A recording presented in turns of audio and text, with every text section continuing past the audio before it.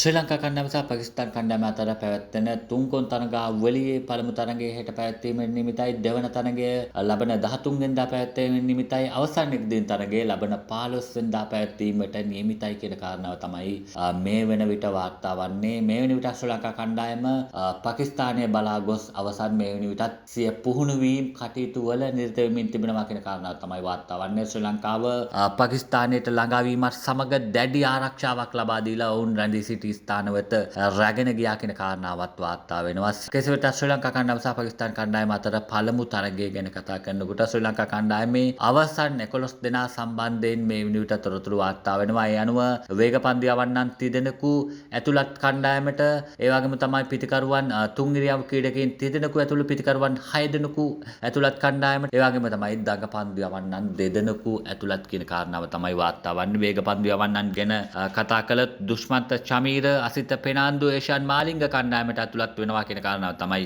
වාර්තා වන්නේ. ප්‍රධාන දඟපන්දු යවන්නන් දෙදෙනා ගැන කතා කරොත් වනිදු හසරංග සහ මහේෂ් තීක්ෂණ කණ්ඩායමට ඇතුළත් කියන කාරණාව තමයි වාර්තා වන්නේ. තුන් ඉරියව් ක්‍රීඩකයන් ගැන කතා කරත් වනිදු හසරංග ඇතුළත් ඒ වගේම තමයි ජනිත් ලියනගේ කමිදු මැන්ඩිස් ඇතුළත් කණ්ඩායමට කියන කාරණාව තමයි වාර්තා වන්නේ.